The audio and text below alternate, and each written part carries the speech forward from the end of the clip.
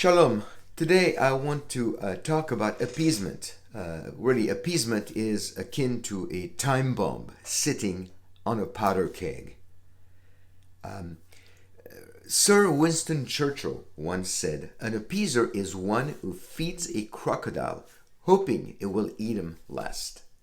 This was most likely a reference to Sir Neville Chamberlain, who had naively thought that he could appease Adolf Hitler. Of course, history proved Chamberlain and the rest of the world wrong. It became one of the most common cases of failed appeasement on September 30th, 1938, when the Munich Pact was signed by France, Great Britain, Italy, and Germany. Germany was pretty much given Czechoslovakia for peace purposes. Land for peace. Does that ring a bell? In other words, within months of the start of World War II, as Hitler had already become a force to be reckoned with, he was appeased with Czechoslovakia. British Prime Minister Neville Chamberlain went home proud of his group's achievement and telling all that, as a result of it, they had achieved peace in our time. The rest is history, and suffice it to say, Mr. Chamberlain and the Allies were proven wrong about 50 million times over.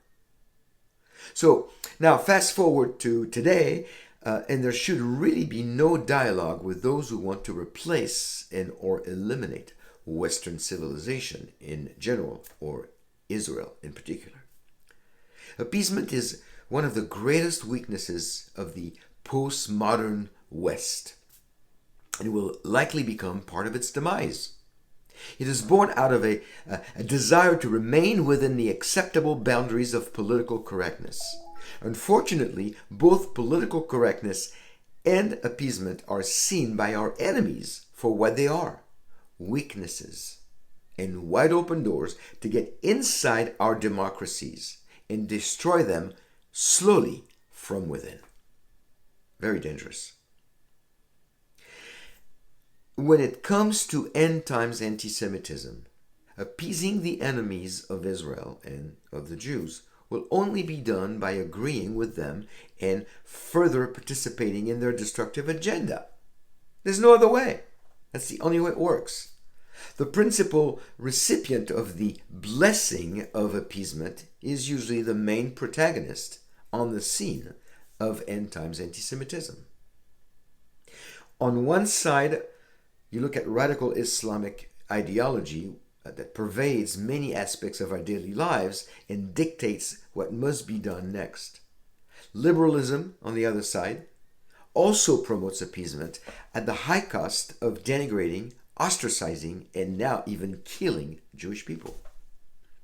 Radical Islamic ideology is behind the reshaping of Europe and also currently the United States and, of course, most of the Middle East and Asia.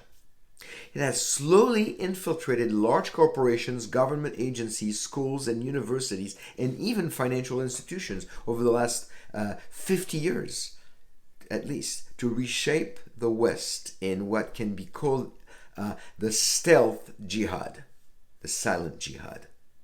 So appeasement with radical Islam in any shape or form is a sure loss for the West and for Israel, which is a great concern, of course.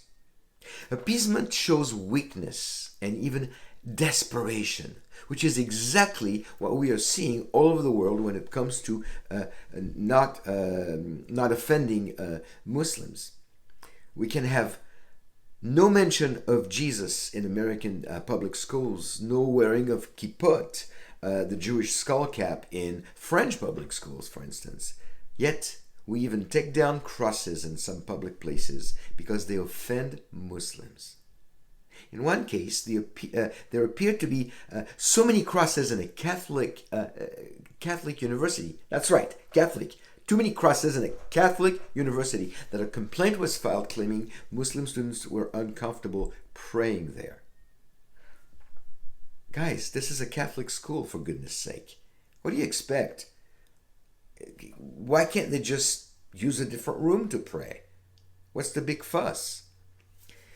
This hatred against the Christian cross is growing all over the world and especially in Europe. Muslims have a great aversion to the cross, so everyone else must bend and take them down or cover them, hide them. I would understand if we tried to erect crosses in Muslim countries like Iran, Afghanistan, or even Saudi Arabia, but in Western Europe? Seriously?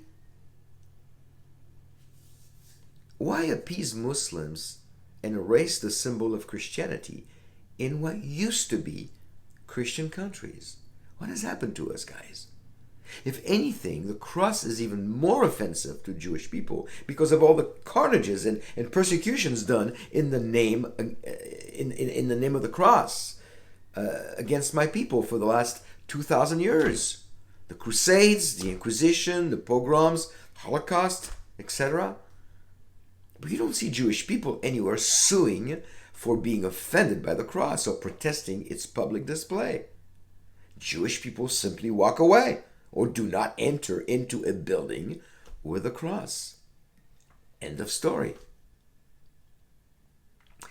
Any type of appeasement is simply an act of postponement. That's what it is. In the name of tolerance, political correctness, multiculturalism, or even out of fear, appeasement is a time bomb connected to a powder keg sitting under Western civilization. Appeasement should make us very upset and cause us to speak against it. But it should also lead us to hate the people who attempt appeasement. Hate may be a strong word. To denounce is probably better. To denounce the people who attempt appeasement. In other words, it is necessary for us to speak up against those who try to negotiate with terrorists or murderers and haters, whether with individual people or with whole countries.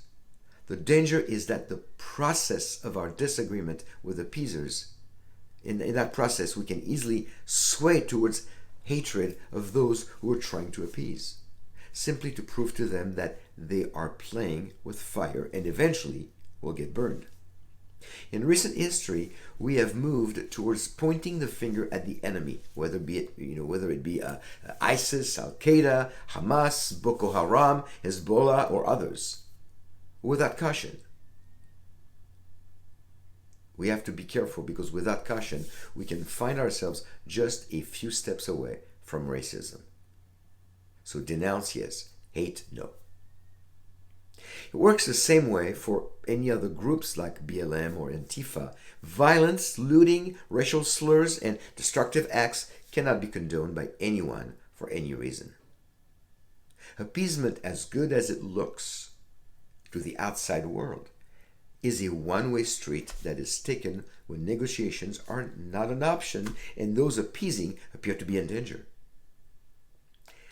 It is akin to rewarding a guilty party for acts of treachery, abuse, or even destruction. Friends, appeasement is cowardice in action, and it is a clear sign of a lack of integrity. Thank you. If you learn from my videos, if you appreciate the teaching, please consider subscribing, hit the notification bell, and give us a thumbs up. It really helps. Shalom.